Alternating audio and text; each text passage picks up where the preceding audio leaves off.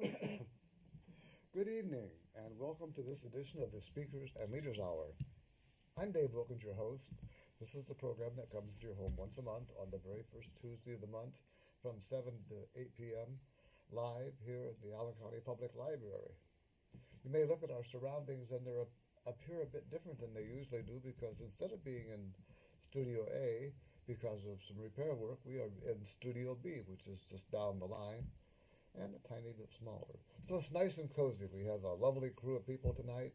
We're going to dedicate this program, which we haven't done for quite some time, to Robert's Rules of Order, parliamentary procedure, the leadership aspect of the Speakers and Leaders Hour.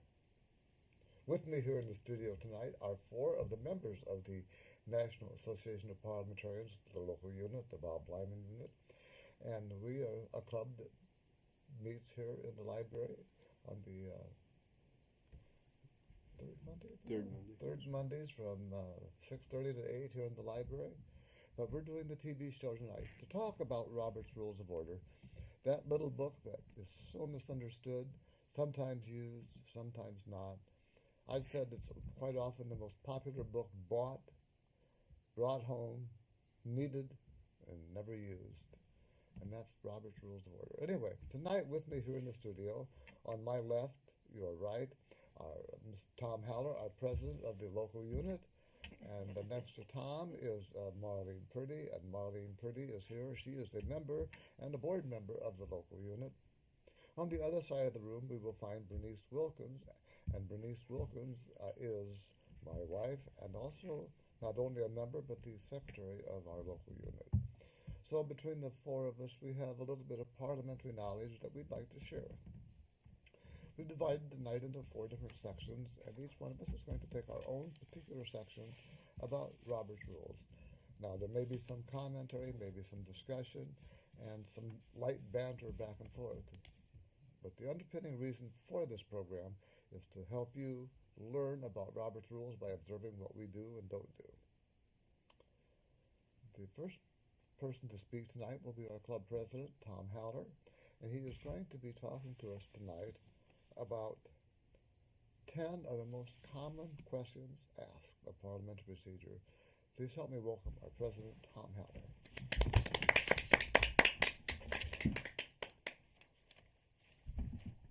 Thank you, Mr. Wilkins. It is a privilege and honor to be here. And I hope that there are many of you out there listening, and feel free to call in. And we don't have call-in tonight. That's one thing we don't have tonight. Never mind the call-in then. As for those of you in this room, if you have questions about what I'm saying while I'm saying it, why, feel free to clarify the issue. This is something that I printed off the internet. We know the internet never lies to us. These are frequently asked questions relative to parliamentary procedure. Number 1 is, can the chairman vote? Well, yes, he's a member. He has every right to vote. In their answers here, they divide it up by size. They say a dozen or less is one thing, a dozen or more is another.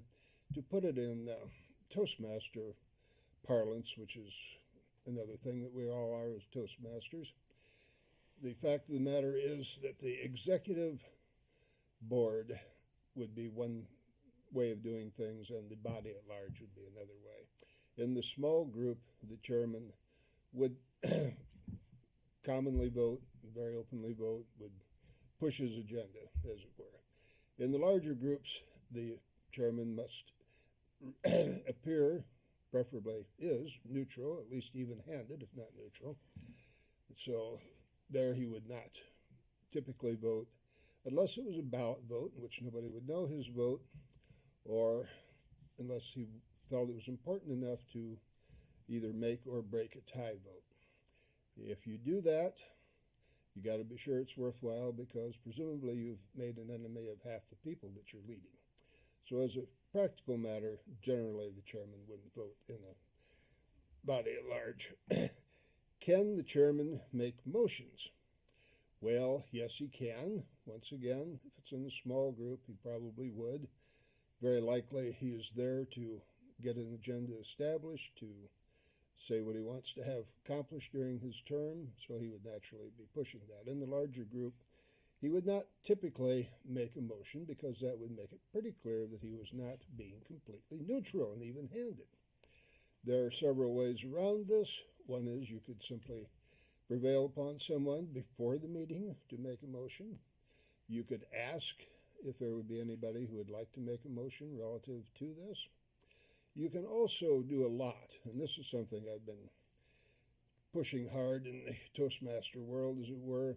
You can do a lot with things that are the unanimous nature. You don't have to make a lot of agendas for things like adopting the agenda or the minutes. When everybody has had their chance to speak on these things, you simply say if there are no other comments, the agenda will be adopted as adjusted, or if there were no adjustments, as printed. So there are some ways around this. Makes it simple. Can the chairman enter into the debate? Once again, if it's a small group, he no doubt will, without any ado. If it's a larger group and he feels strongly enough about it, once again, there's an issue of alienating people who don't agree with him. But if he feels strongly enough about it, he can, in fact, he or she, certainly many of our leaders nowadays are women, can simply step aside, let the next in command take over, and then when all that's been resolved, he resumes his position. So it is possible. Not typical. I don't think I've ever actually experienced that, but it is a possibility. It says, can a ex officio member, basically they're asking, does he have all the rights that any other member has? Well, yes, he does, because the ex officio refers to how he got there, not his class of membership. I should mention all these things are subject to the rules, to the bylaws and other similar laws that you might have. And we're assuming also, for the sake of this discussion that you're using Robert's Rules of Order. Probably 95% of the groups do. Toastmasters does, but if you don't, then some of this may not be accurate. So being an ex officio member has nothing to do with your rights. Well, another one, this one was news to me. Probably other more experienced people here could address it better. Can the bylaws be suspended? Only bylaws that are clearly in the nature of rules of order may be suspended. So take that for what it's worth. Can a member of a nominating committee be nominated? Absolutely, no question about that. Can a member nominate himself or themselves to the office? Absolutely. Nothing prevents it. Can the nominee vote for himself? Well, of course. If he doesn't think he can do it, I'm not sure why anybody else would think he can do it. Must the president, if nominated, step down during the remainder of the meeting, or the debate? No, he doesn't have to. What again? Okay, must the president, if nominated, step down from the chair during the election? No. No, and you don't have to do that. Can the bylaws requirement for a ballot vote be suspended if there is only one nominee for each office? No. Such a bylaw cannot be suspended even by a unanimous vote or a unanimous consent. I'm not quite sure if you did that who would be upset by it, but it is nonetheless the rule. They talk about what write-in votes are. You typically can have write-in votes, although that's subject to each group. Toastmasters, for their their district level events, are making some changes in that right now. The president has resigned. Now what? Well, the vice president automatically becomes the president. And, when that happens. In the case of Toastmasters, it's the vice president of education that takes over. Now, beyond that, many clubs become confused. I've been in a lot of meetings when the As long as the president or the vice president of education is there, everything's all right. If they're both gone, people throw up their hands and don't know what to do. Start looking for the oldest member. What do we do? It's clearly spelled out, usually on the agenda in my experience. There's a order to the officers. The third in charge is the vice president of membership, then the vice president of public relations, and so on down to the sergeant at arms. Sergeant at arms can conduct a meeting. No reason why he or she couldn't. You do not need to panic. You do not need to elect a leader for the night. You do not need to disband. Just follow the usual rules. Can bylaws required for a ballot vote be suspended? Oh, no, I'm sorry, I did that. Excuse me. Are mail-in or telephone votes okay? Generally not. Now, each organization may have their own bylaws and their own rules and regulations, but typically they are not. It says if someone calls out question, must the debate cease? No, that would be a misunderstanding. The phrase is actually previous question. The person should not just stand up in the crowd and baller it out. Now, there are times when you can do that, but not for previous question. So, if you have previous question, you need to do it in an orderly fashion. It needs to be voted on. It needs to be, I think, a 2/3 vote to carry. If all that goes through, it has to be a 2/3 vote because membership rights are being infringed on here somewhat. So, what does previous question mean? It means that they want to have a vote on what they're discussing. They want to get on with it. They want it now, you mean? They want it now. I They don't see. want it in the future. They feel they've talked too long. I see. I may have told you this before. It doesn't shed much glory on me. But one time I was the parliamentarian at a district level meeting. The person who was speaking had gone on quite a while. It was rather boring, to be perfectly honest. Now, being bored at a meeting doesn't necessarily mean anything's wrong. Sometimes boredom is a part of life. It may be what's being said was important enough to warrant it. But somebody walked up to me, handed me a piece of paper, and said, "Can we call the previous question?" I knew instinctively and immediately that we could not. I shook my head no. I think I mouthed the word no. It's been some time ago. I could not, however, had it been pursued, defended my position. I could not for the longest time think why we couldn't do that. Finally, after the meeting was over, it dawned on me that there was no motion on the floor. We were discussing a motion. So therefore, we couldn't very well vote on the motion. But anyway, that was just a little senior moment. Okay. When does a resignation take effect? I hadn't really thought about this. You aren't necessarily free of your duties just because you resign. A registration is actually a request to be excused from duty. It is effective only after the resignation has been accepted by the appointed body, unless the bylaws say otherwise. Now, this is a little different in our group than what it says here.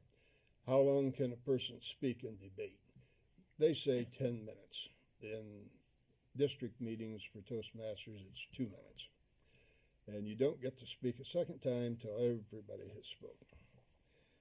Can non-members attend the meetings? No, non-members have no right at proceedings at all. However, a request can be granted by a majority vote to have them attend, or it could be a unanimous consent thing. I mean, not everybody objects to having somebody at their meeting.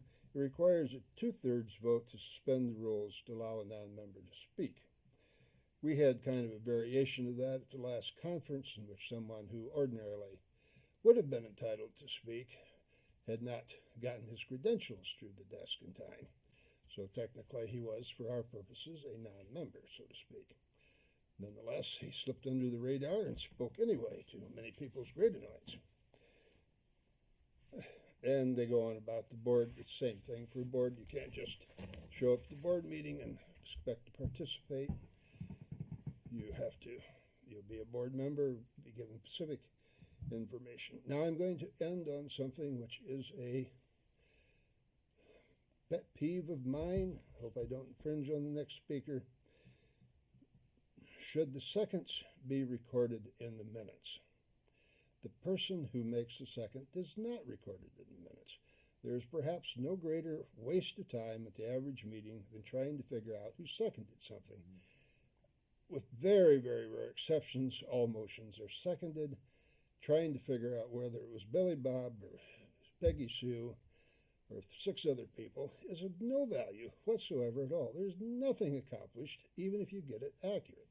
The only point of a second is that there's enough interest to proceed. The second doesn't have to be in favor of the agenda, of the motion. It doesn't have to be anything. It just shows that there's enough interest to proceed. Getting this person written down is of no value to anyone. If you can believe that, well, you can save yourself some time if you go to meetings at all. On that note, I shall return the control to none other than Dave Wilkins. Thank you, Tom. Those were great questions. That really was well done. And I have one myself, and I'm not sure of the answer. And it regards the line of succession when perhaps the president resigns. We don't have any organizations around here that have it, but some clubs have a president and a president-elect and then a vice president. And I don't know the answer to this, and maybe you don't either. So if the president resigns, does the president-elect move up or does the vice president move up? I'm not familiar with the concept of the president-elect other than someone who's been elected to start when the new term comes up. And I would say it needs to be spelled out in the bylaws. You're right. That would certainly make sense. That certainly makes sense. Great presentation. Thank you, Tom. That's why you're our club president, because you lead us very well. The next person I'm about to introduce has not only served in the parliamentary world, she has been a district governor in Toastmasters over in Ohio, and she has done a lot for Fort Wayne's Division B. So let's welcome at this time past district governor from 28, Marelene Purdy. And I believe that she's going to talk about 10 parliamentary myths or concerns. We shall find out. Yes, thank you, Dave. And to those of you out in TV land, actually, I'm not going to be talking about myths. I'm going to be talking about, shall I say, faux pas, maybe? And tonight I'm doing a salute to David Letterman, and he's from Indiana. And remember, he always had his top 10 reasons, starting with number 10. And so I'm going to give these in order. My number 10 problem that I have with a lot of things that go on in meetings is utilizing other sources, self-help guides and things like that, instead of actually referring to Robert's Rules of Order. And I really have a problem with that because sometimes these books come out, and we recently got a new edition of Robert's Rules of Order, newly revised. It's number, let's hold it up here so people can see it. It's the 11th edition. And if you have one earlier than the 11th edition, it's obsolete. And so while a lot of things are the same, a lot of things have changed. And so I would have a problem with referring to one of those other sources that don't necessarily have the most up-to-date information. And this happened to me at a conference recently, or convention actually. Well, actually, no, this one coming up later. Number 9, counting abstentions as no votes. That is a no-no. No vote abstentions don't get counted either way. So when you have a vote and you have so many yeses and so many noes, and this body of abstentions aren't counted at all. So your majority would be the yeses over the noes, or the 2/3 majority would be the yeses over the noes, not over the total number of people at the convention.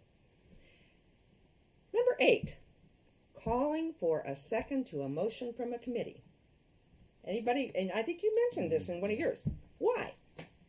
Because the committee is a group of more than one person who has come to a decision and a recommendation. So obviously there's more than one person interested in this topic, and that's the reason for the second, is to decide How many, they don't want to spend hours discussing something that only one person has an interest in. So the thing is that if it comes from a committee, it means that there is more than one person automatically interested, so you don't need a second. Number 7, and this is the one that came up in the convention, calling for only the yes votes. They called for the yes votes. Half the people had already left, so there were only a portion of the people there, and they said that they had to have a majority of the original body to pass a motion. Well, there weren't enough people there, they couldn't pass any motions. But they declared it lost, and believe it or not, they had a parliamentarian who was a lawyer, but not a parliamentarian, and he was making the decisions. And have you ever heard a lawyer back down? No. They didn't. And so that was an error at the convention, and I have not let it die yet. I'm still dealing with that one. And so we're going along in the business. We have the treasurer's or the secretary's report, the treasurer's report. Old business. There is no such thing as old business. There's unfinished business. It may be from the meeting last week, so it's not real old. So the term old business should never appear on an agenda. It is unfinished business. I wonder how that ever came about, that people said old business. And it happens all the time. And I'm not sure where it came They get from. mad if I you mean, correct if you have them. new business, it would be logical to the non-parliamentary mind to Oh, say old. That's Oh. probably true. That's Well, probably true. Also, it's simply a continuation. If the person before you called for old business, you're going to call for old business. That's because true. that's the way it was done before. That's the way it's always. Yes, You can't all- change anything. Another one. What number? I make number 5. We're already up to number 5. I make a motion that we have a Christmas party. You need to learn the proper terminology. And the proper terminology would be, I move. move that. I move that. We do thus and so. So you need to be familiar with the proper terminology in a meeting.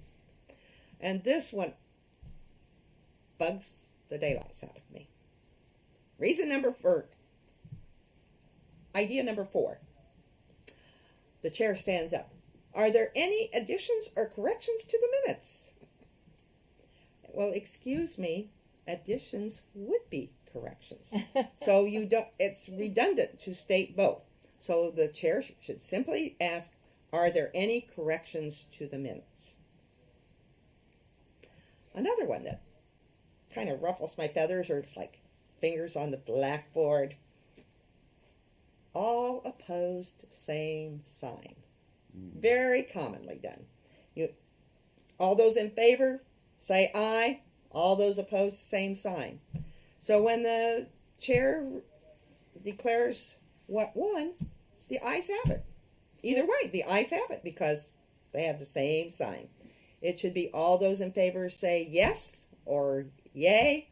All those opposed say no. And make sure that there's enough differentiation. Sometimes they say yay and nay, and they sound a lot alike. So you need to make sure there's enough differentiation. Another bugaboo, and reason number 2 in my bugaboo list. Calling for the approval of the treasurer's report. Now, do the members have that checkbook to see if that's how much money is actually in that checkbook? No, Have they seen that all those checks have been written? no. If they approve it, they're verifying that that's happened, and it has not. The treasurer's report is simply filed for audit. Now, the audit report, the audit committee would probably recommend acceptance of the audit report, but they have actually gone through everything with a fine-tooth comb, so they have looked at it a little more carefully. Yes. Couldn't you ask questions, though? Oh, absolutely. And every treasurer's report you should ask. After the treasurer's report is presented, are there questions for our treasurer regarding what happened? And that is very, very appropriate. And at the end, simply state the treasurer's report will be filed for audit. And my number 1 bugaboo. And this will lead into the next one. And that is trying to conduct a meeting with no agenda. How can you? That's like playing a baseball game without rules. And that could be a little chaotic. And to speak about that, I'm going to leave the lecture and let this become the space for Berniece Wilkins talking about agendas. Thank you, Marlene. I heard somebody, I think it was Tom, talk about meetings being boring. Sometimes people just talking on and on and on. Well, I know agendas aren't the most exciting thing to talk about. That sounds boring, but you know what? It's not right up there with football, I know that. But what could be more boring than sitting in a meeting when you'd rather be out on the golf course and you won't use an agenda to help move things along? If you have an agenda, you're going to cut down on the time that you're sitting in the meeting.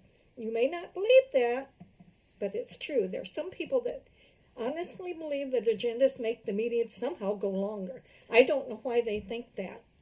But as Marlene said, you need to have some rules to follow in your meeting. If you don't have an agenda, you know what's going to happen?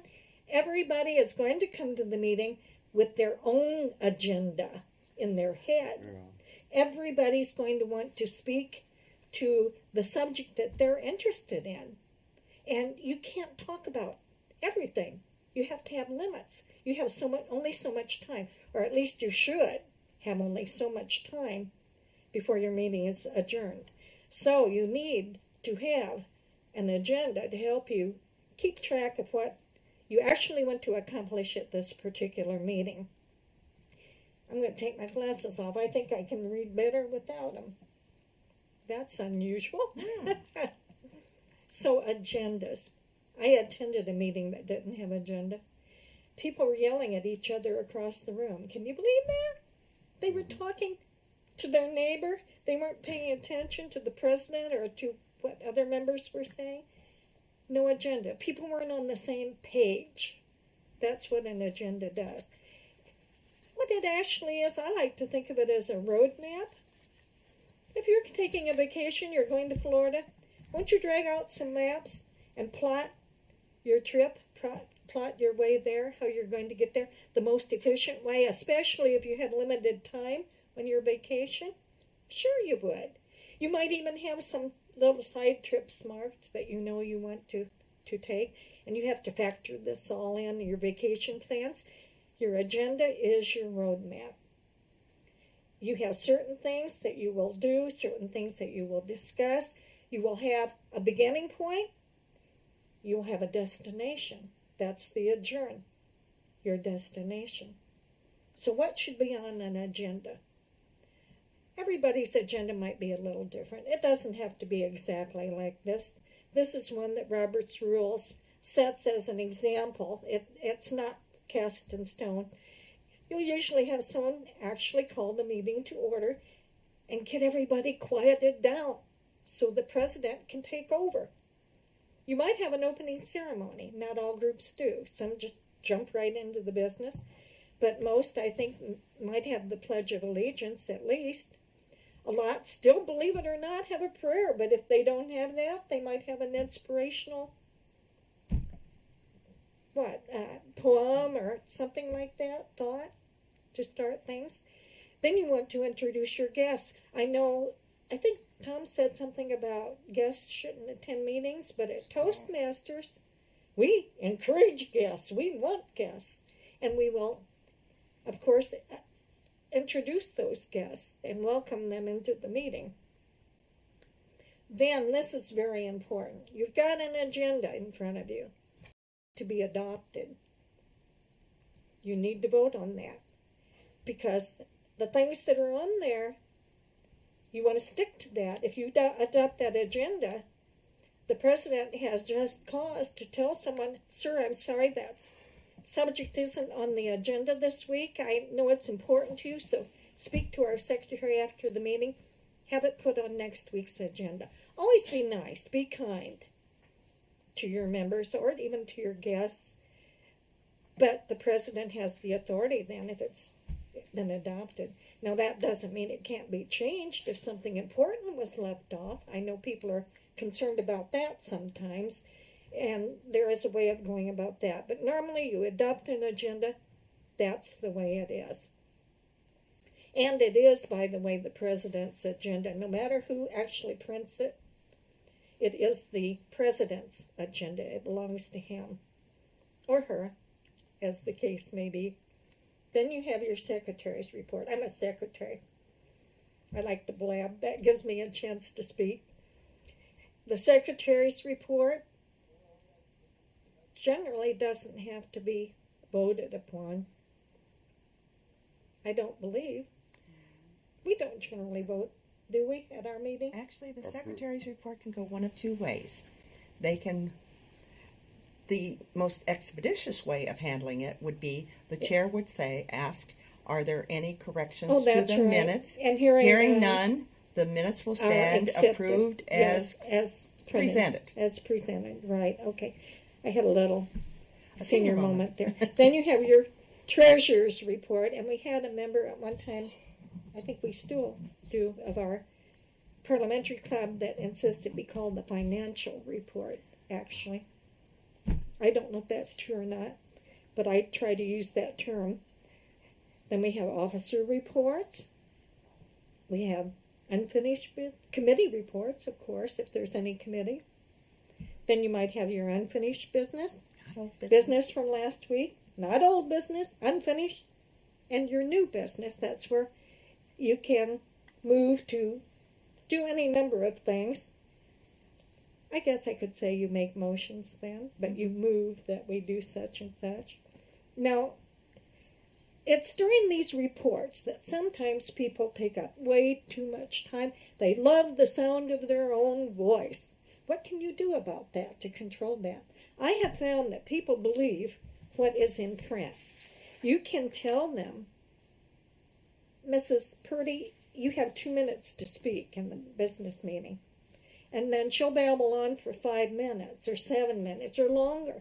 Not that you really do, Marlene. But people believe what they see in print.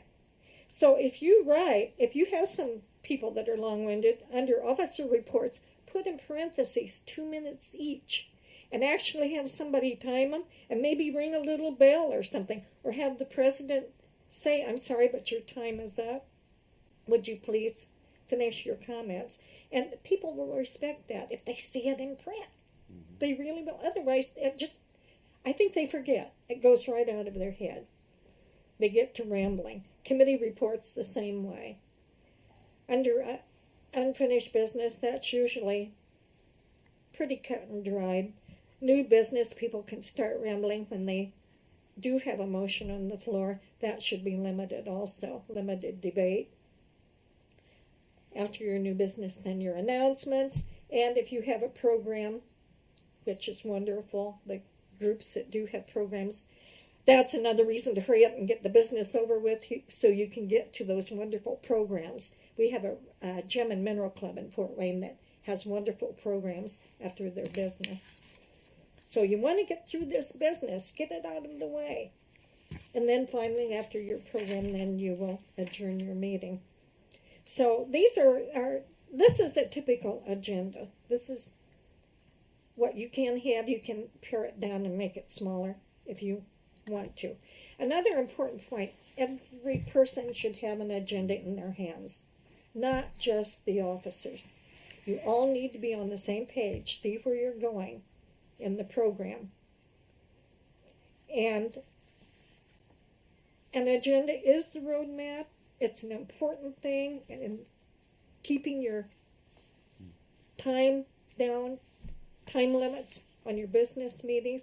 An agenda would be helpful even in business, in engineers' meetings, things like that, in the factory or in the office, but usually they don't consider themselves as having a business meeting, and they won't have an agenda. And they say the same things over and over because I've sat in on those meetings. They do. They repeat themselves. So if you follow these things, it will really, really cut down tremendously on the time that you spend in your business meetings.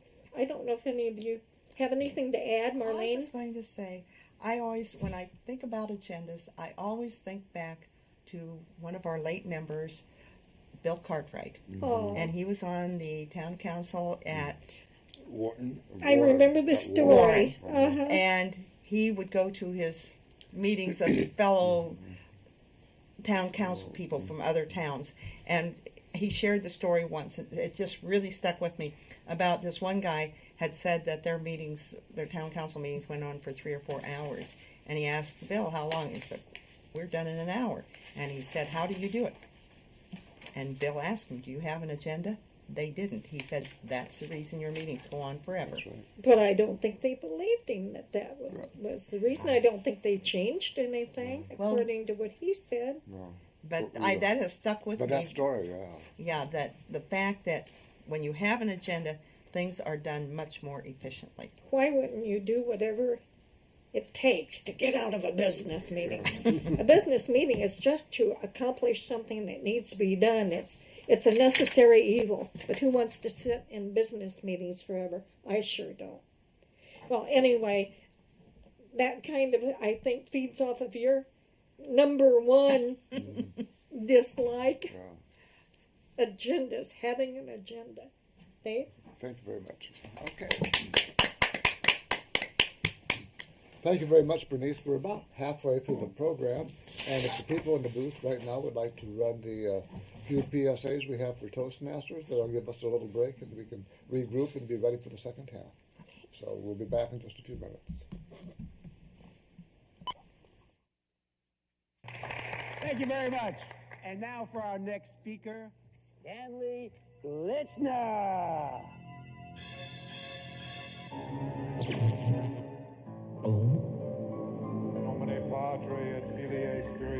Speaking in public doesn't have to be a death sentence.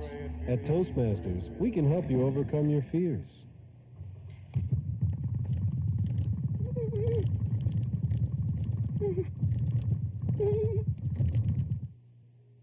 I'd like to begin tonight with a little joke. This guy, he's a farmer. He says, "Hey, hello, sorry." But seriously, folks. Speaking in public is no joke.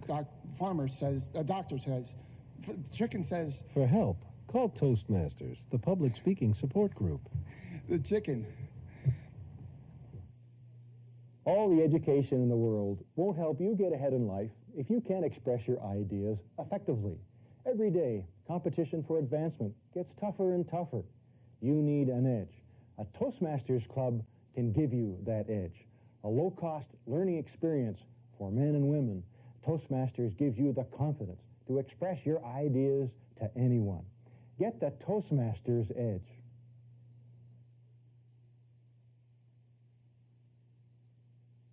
What future do you envision for yourself? What dreams do you have? If you want your dreams to come true, you must have confidence in yourself and your abilities. A Toastmasters Club can help you build that confidence. A low-cost learning experience for men and women. Toastmasters shows you how to express yourself clearly and effectively. Make your dreams a reality. Join a Toastmasters Club. I didn't know how to put that, so I left it blank. I don't care. If I they're left it interested, blank. they need to call somebody for directions. Okay.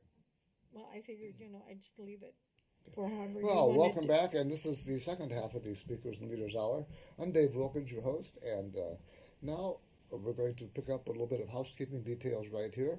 We do want to mention that our parliamentary unit will be a part of a party at Marelene's house on July 18th. That's a Monday evening from 6 till 8:30. Is that right? Mm-hmm. Okay. And Thereabouts, however. I'm not going to kick people out. If you're going to bring a covered dish, preferably you'll put something in it, and meet at Marlene's house, and we'll have a nice meeting, probably a Toastmaster meeting as well. It's going to be a combination. It's going to be primarily a Toastmasters meeting, but the parliamentarians are going to be riding herd on the Toastmasters to make sure they do everything There you correctly. go. There you go. Or if someone wants to do a speech on parliamentary procedure, that would be very Well, appropriate. We just might look that in there too. Okay, well, we'll see about that. Okay, and then of course our next TV show will be here in the studio, and that will be on August 2nd. That'll be the first Tuesday of the month, and that'll be from 7 to 8 p.m., like it always is. And now it's my turn to talk about parliamentary history. But first, I want to comment on something you said, Marlene, when you were talking about presenting a motion. We have people saying a lot of times, I make a motion, which is wrong. Now, I have analyzed this and I have worked on it, and let's see what you think. I make a motion is grammatically incorrect.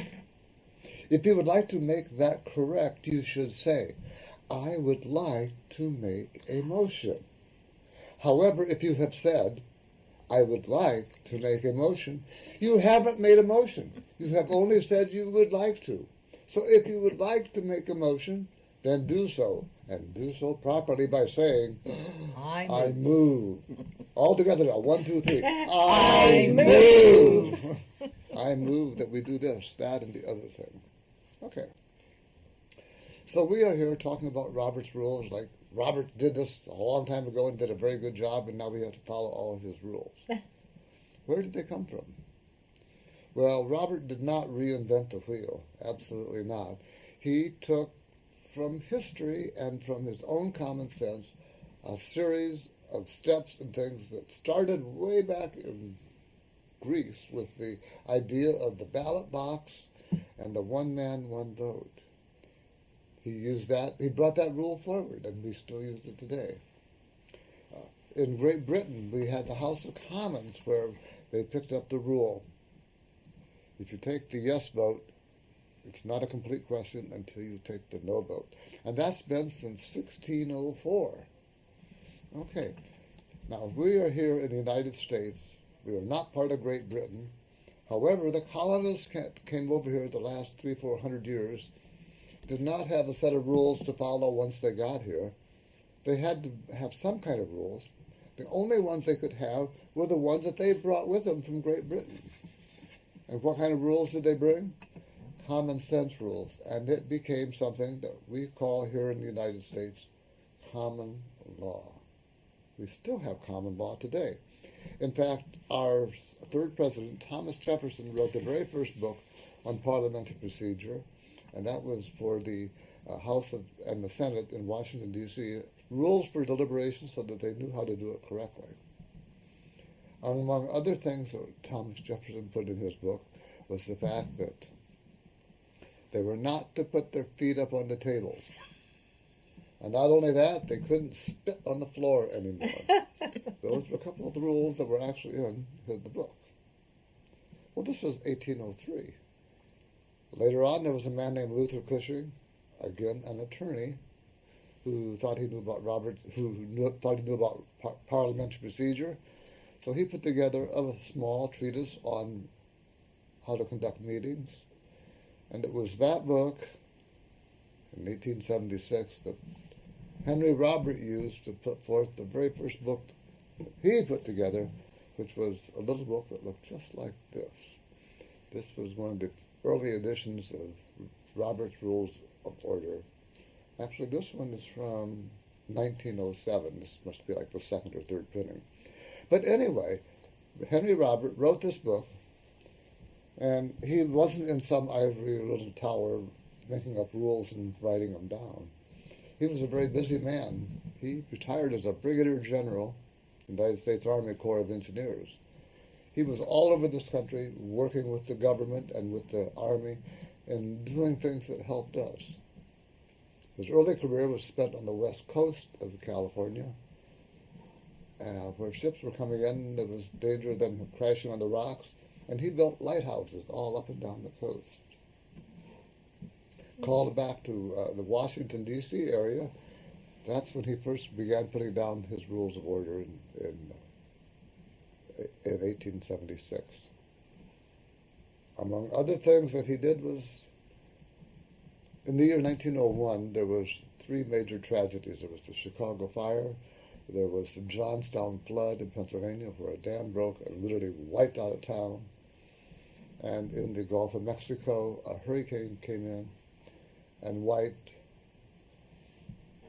completely cleared off the whole Galveston Island, just pushed it all back into the sea. And it was Henry Robert that learned how and actually built and constructed the seawall, which is 7.5 miles long and it's high enough in the water, and it's built in such a manner that when the Gulf waters are washed into it, the waters actually hit the wall, come forward, and then fall back upon themselves, rather than going in and clearing off Galveston Island. That's the one thing he wanted to be remembered for, was that he built this seawall. It's still there, isn't it? And, yeah, and till this day, it has still kept Galveston from being washed into the sea. It's been damaged once because the ship was blown up and over it, and the ship's anchor dragged a hole into the wall, but they have since repaired it. And he was buried with full military honors in Arlington, and he's not too far from the Tomb of the Unknown Soldier, so if you want to go see him, he's there. So that brings us up to the middle of the last century. In the 1930s, an organization was formed to preserve Robert's Rules of Order as the parliamentary authority, and that organization is the National Association of Parliamentarians, one of two parliamentary societies here in the United States. The other one is the American Institute of Parliamentarians, and that organization recognizes all authorities with no distinction between which one should have precedence. But it's the National Association of Parliamentarians that we all belong to that uses only Robert as their authority, and that is the one that we have all passed exams so that we can belong to that organization. And among other things for our members, we get a book each month entitled The National Parliamentarian, which is a series of articles and questions and answers on Robert's Rules of Order and parliamentary procedure in general. We here as a group have our meetings once a month, as I said, on the third Monday in the library, and we would love to have you come and visit us anytime you want. We're there to offer advice, to offer instruction. We will come and do workshops for your organization or your home, and we will just be happy to help you out. And that's what we do. So we are part of the National Association of Parliamentarians. We're the Bob Lyman unit. Yeah. Show them the book now. Okay. Well, we held this up earlier. This is the one that Robert wrote. About 100 pages or so. This is the one that we have today. But a lot more has happened since 1876. A lot more is going on. And a lot of things that we now have to decide come under the heading of, it depends on your bylaws. For example, when the book was written, the whole notion was this: meetings are decided by those who are present and voting. You had to be there first, and if you were there, you had to help make a decision. If you go to a meeting and you abstain, you might as well not be there because you're not doing anything. You're not being a part of the solution.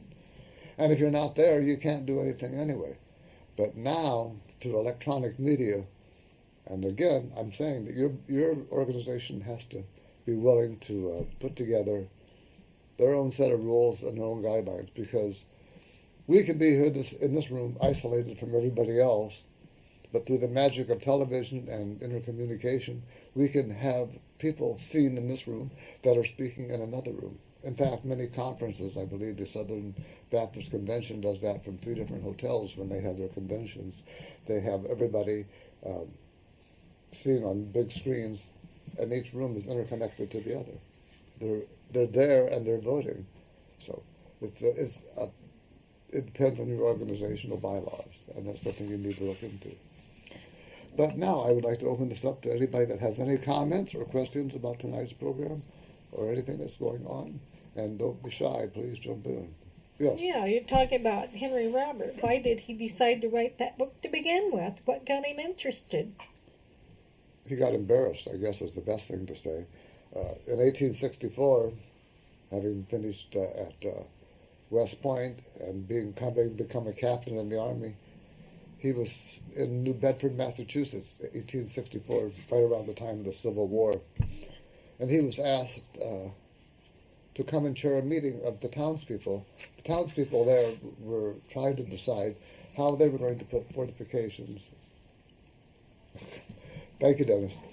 To put fortifications around the city to protect it from invasions by war. There were a couple different groups of people in there that had different ideas. And they asked Robert if he would chair that meeting. So the meeting was probably called for about 11, 12 o'clock noon. It was July. It was New Bedford, kind of a lowland, very hot, very muggy. In 1864, there were no air conditioners. The windows were probably pretty high up. The room was filled with people.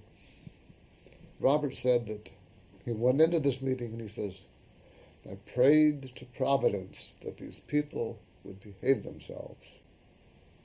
And they did not. He said, what happened was, he says, I didn't know about balancing debate for and against. I didn't know that you couldn't speak twice till everybody else had a chance to speak once. I didn't know when to take the vote. The net result was that there was two groups in this building that wanted to build these fortifications.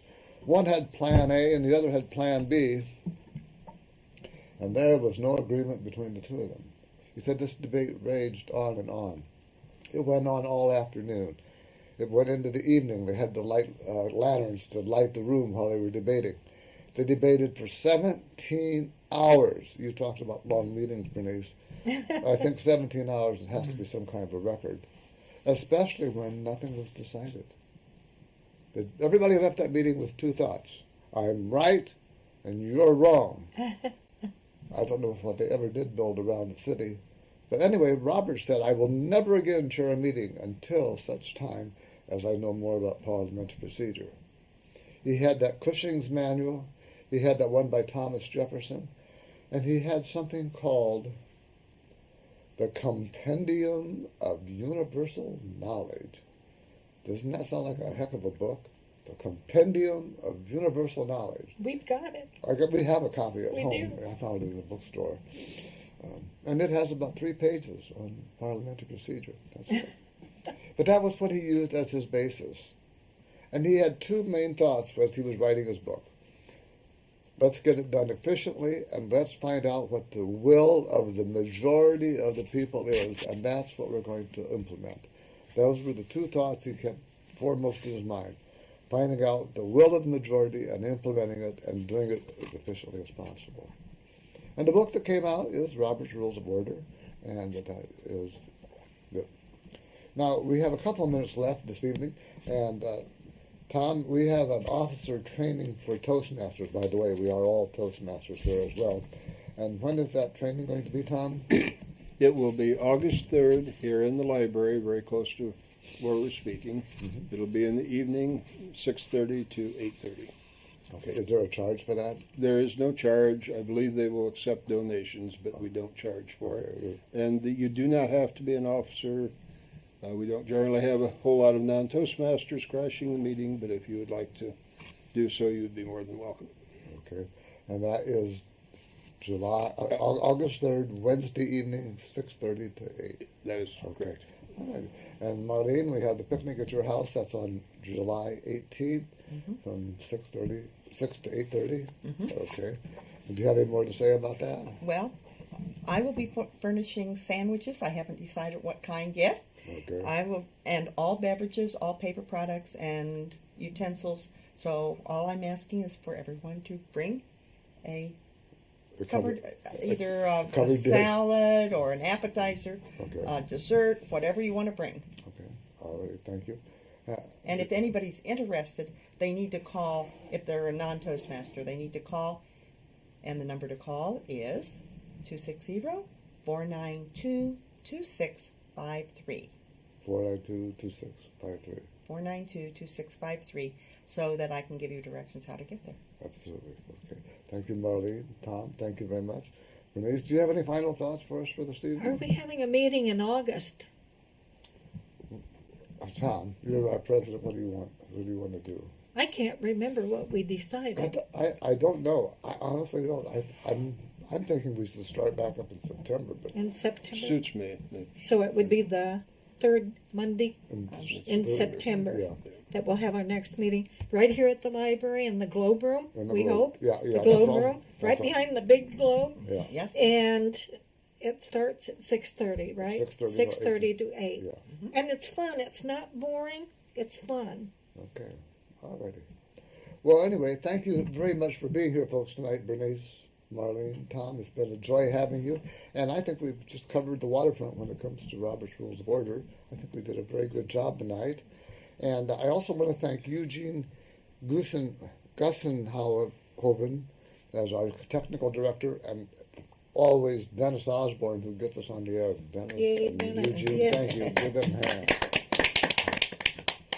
Allen County Public Library for providing the facilities Oh, yes. and access for Wayne. So until next month, may all your meetings be fair and productive. And for Toastmasters, better speaking, listening, and thinking.